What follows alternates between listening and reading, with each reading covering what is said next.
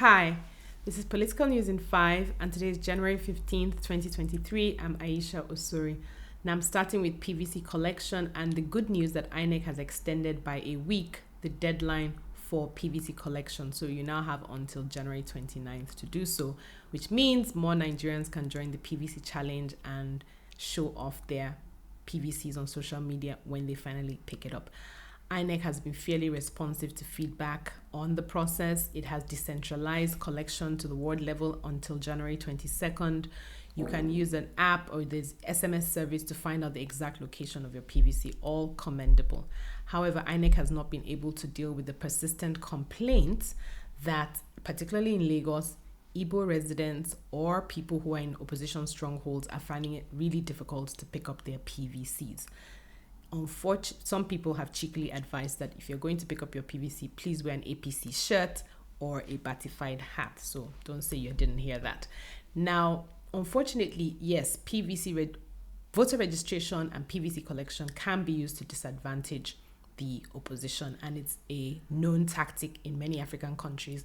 It was alleged to have happened in Senegal in 2019 in the run-up to the general elections. So long term on it, we know on the continent that we have to think about ending the expensive voter registration drive because it does compromise the integrity of our elections. Once people get to the age of majority, they should be able to use whatever form of ID they have to vote. And it will give election management bodies and INEC more time to focus on other things. Now, you still have 14 days to pick up your PVC.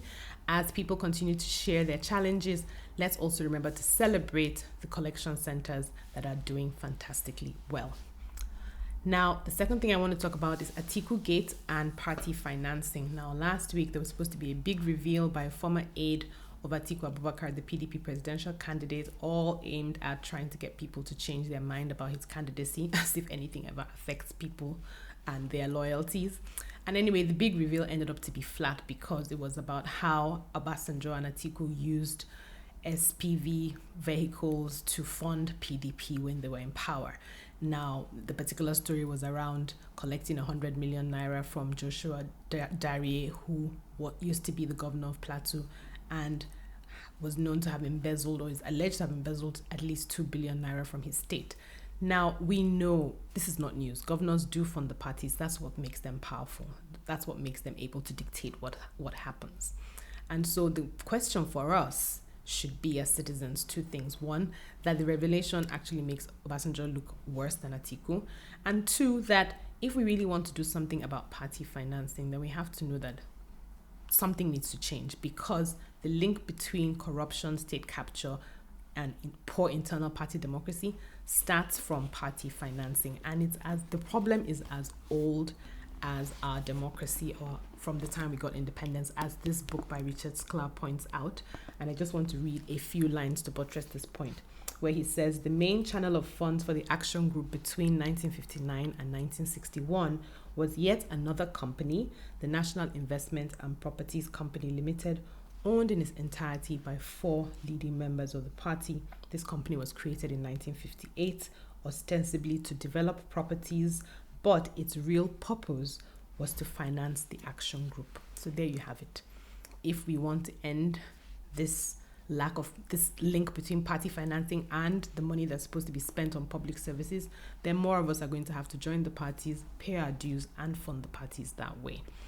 Now, speaking of the state of parties, what is the state of our states? This episode, I'm turning my focus on Delta State, because last week there was news that PDP lost members to APC in Delta State. That's the home to Okowa, who is the vice presidential nominee for PDP. What's the bone of contention? It's that Ibori's camp, Ibori still has a camp, is unhappy that Ibori's nominee, or the person he wants to be governor, Edebi, did not win the ticket. Now, who else is running in Delta State? We have the current deputy Senate President, Omar Agege, who's a lawyer. He was called to the bar in Nigeria and in the US. He joined politics in 2002 when he served under Ibori in different capacities. He's wanted to be governor since 2007, and he entered the Senate in 2015 under, ironically, the Labour Party, switched to APC in 2017. For Labour, we have Deacon Kennedy Pella, 57-year-old, who's running with a female running mate, a professor. His background is in finance, business, and he's articulate. Aside from a Facebook and Instagram page, though, it's hard to find anything else about him. NMPP has Dr. Goodnews Agbi, a lecturer in Delta State University, who has a PhD in economics, a background in structural engineering. And for PDP's Sheriff Oborewori, who's the current Speaker of the State House of Assembly, he's been in office in one capacity or the other since 1996. So there you have it.